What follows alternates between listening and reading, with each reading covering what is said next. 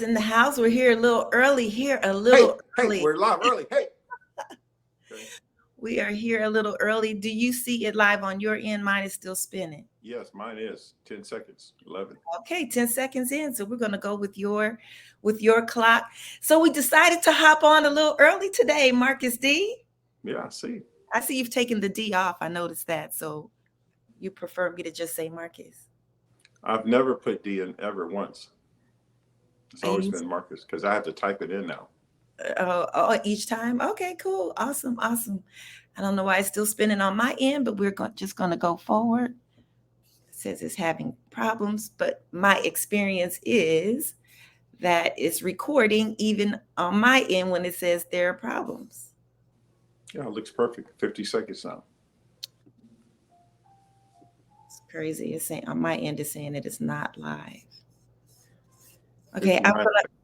I'm a there it is. Okay. Awesome. Perfect, perfect, perfect. So we hopped on early for a reason. I was sharing with you, and you were sharing with me just how many folks are tuning in to our broadcast. So we wanted to take a couple of seconds and say good morning and thank you. Go ahead, Marcus. Well, it just the analytics talk about, ladies and gentlemen, 69% of you watching are not subscribing. And we would like for you in that 69% of who's not subscribing to hit the subscribe button. It would just make us feel better when we look to see how many subscribers do we have. So it would be nice for you to do that. 29%, somewhere around 29 or 28, actually are hitting subscribe and saying hello, even if you said hi and you didn't subscribe, which I don't know why you would not want to subscribe to this kind of content. But Right. even if you just said hi, it would help us and make us feel better. We're going to go live in 24 seconds again, but we just want you to subscribe and support us because we see the analytics and who's looking, but don't hit the button. Don't be one of those people. Encourage us as we encourage others back worldwide. Perfectly said. Perfectly said. I visited somewhere Sunday and the lady almost jumped off the front row. She's like, I know you, I know you, I know you from Facebook. I had no clue they were her whole family watching. So yes, what he said, what he said, what he said. 10 o'clock right now. Good morning, everyone. Welcome to Dell and Dell Yeah. International. It's Marcus in the house along with Coach CJ, and we are here to deliver. We're here to deliver today. I'm so excited about our topic. We started this past Monday, Marcus, talking about taking Right. action, and we drilled down on the things that prevent folks from making those moves that they really desire to make because they want the outcome. So we know that the moves, taking action, is the key thing. And you really brought out some phenomenal nuggets regarding fear and how fear can have many, many faces. But at the end of the day, it's fear and it prevents us from taking action. Well, today, we're going to speak about the many faces of those things that propel us to take action. And so I'm going to hand it over to you to pick up where you left off, because last week you gave us some hints and some clues on that. And we're going to hand it over to you. And then there's some very interesting things that are on my mind that I'm going to share that I believe that our tribe, our followers, will find very, very interesting and it'll resonate with them. So you take it away. What is it that propels folks to actually take action? Well, what I find is just a very exhilarating. I was thinking about it even again today, this morning, where when there's a passion for something, I find it to be priceless and invaluable to be excited to want to wake up and you want to just jump out of the bed. I got involved in something in the 80s. Oh my goodness, it was the greatest feeling in the world because I didn't even want to go to sleep and waste time. I forgot to eat. I would forget to eat until around 11 o'clock at night.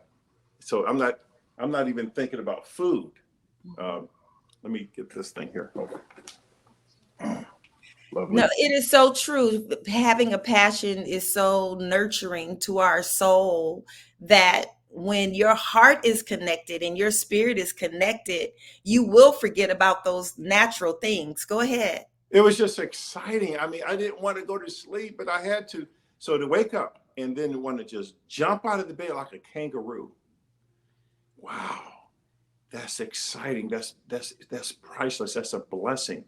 And so it was great. And just my point is, if you can figure out a way to have a passion towards something, then that can propel you to want to go take action and get things going pretty fast. You know, Mhm. like now today, one of my greatest passions, besides personal development and life coaching with other people, is just it's the greatest feeling in the world. One of my clients in Columbia, South Carolina, he's just incredible, and I just love sharing with this person. And his wife is even excited about the results of what's been happening with him.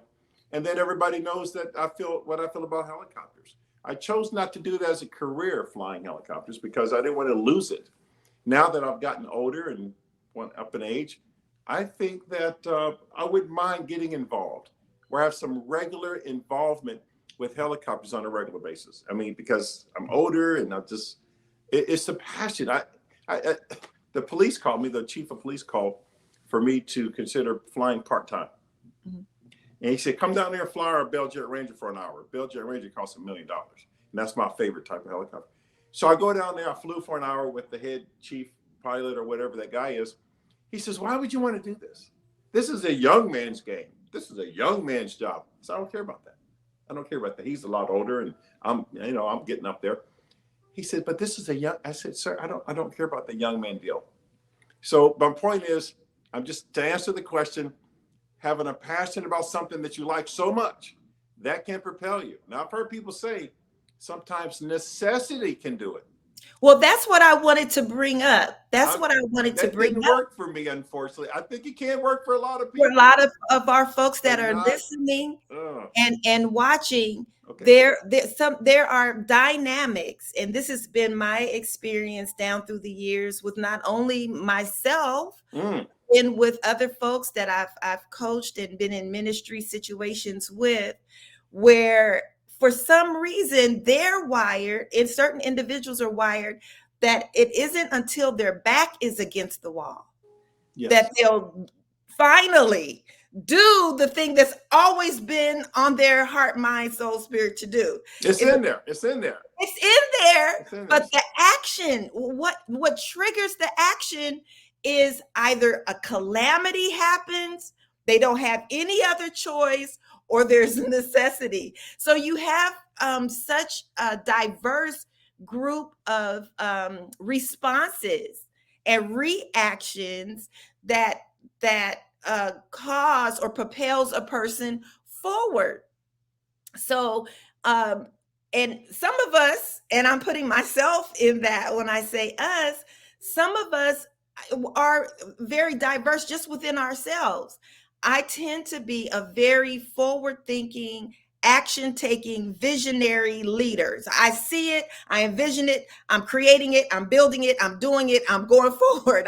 I've been that way. However, with other areas in my life, say aside from the bold taking steps, making moves, independent component of me, there's also a component of me and possibly many of our listeners that it's like I know what needs to be done. I know what I would like to see. I know how the outcome would be just 10,000% incredible.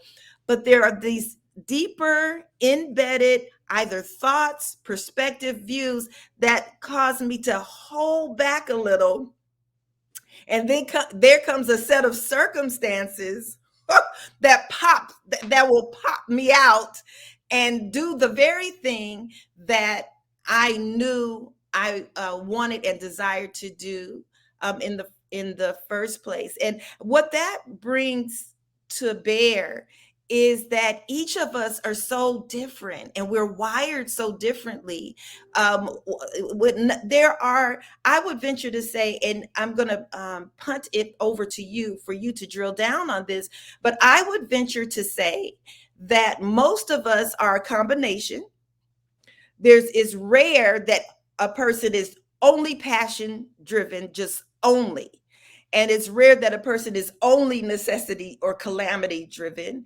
I believe that we can each find ourselves somewhere closer to maybe one end of the spectrum or the other, but we have some combinations into what unlocks us, what engages us, what activates us, and propels us into action. What would you say from your experience in coaching folks? I know you've coached so many different personality types, individuals, experiences, folks who have had so many different experiences. What is your takeaway? What would you say that you? Well, yeah, thanks for that. And you're right. I mean, I remember this, what I was talking about a minute ago with that passionate, oh my goodness gracious, alive, back in the 80s, wound up with 6,000 people physically attend an event. And they were from 26 countries from around the world. Even CNN called me to do an interview of how could you get 6,000 people to show up?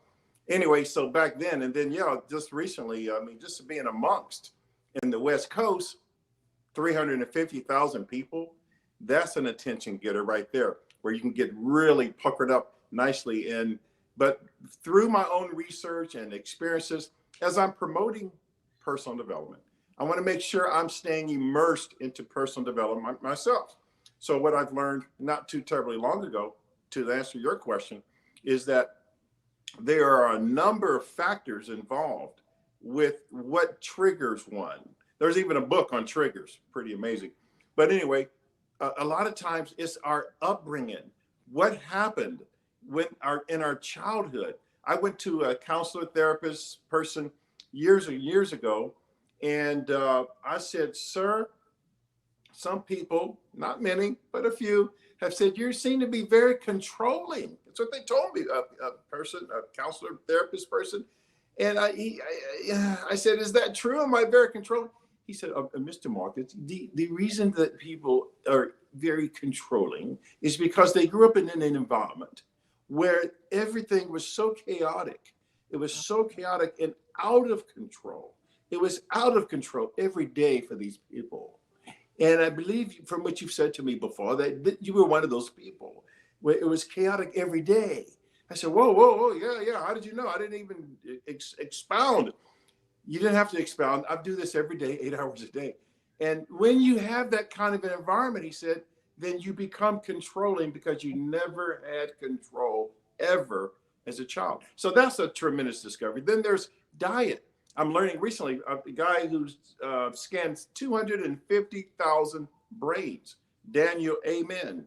Daniel Amen. Daniel Amen, 250,000 brain scans. That's more than anybody else in the world.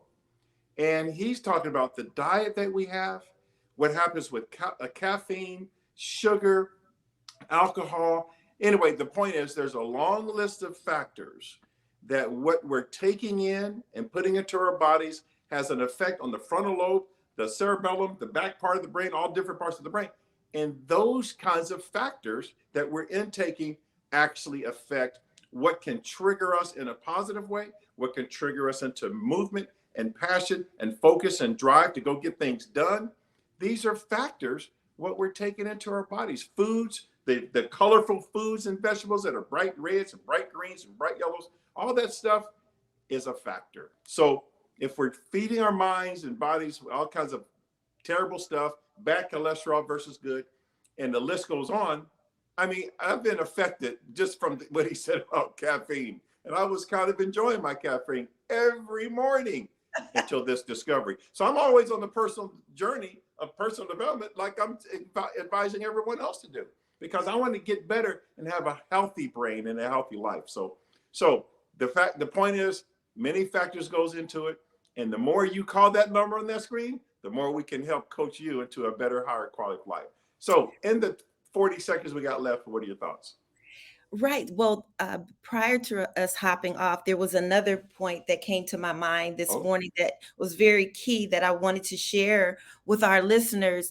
And that is the aspect focusing on the word taking. So, our topic today is take action by taking action. And the taking aspect is what you just spoke about, being proactive, finding all the various nuances and elements that impact the way we act and react.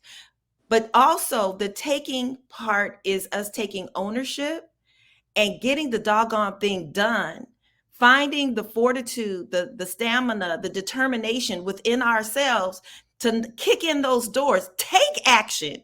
Take it. If it's something that you feel or have discovered about yourself, as you listen, that has been preventing you, at some point, make up in your mind that I'm going to call that number. Marcus and Coach CJ have been saying, call us, we're here. Let's do a consultation. And you've not picked up the phone.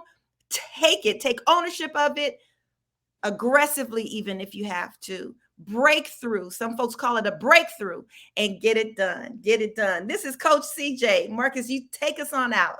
Good morning, good night. God bless whatever time zone you're in. See you next time. Bye bye. Oh, we can hardly wait. Bye bye.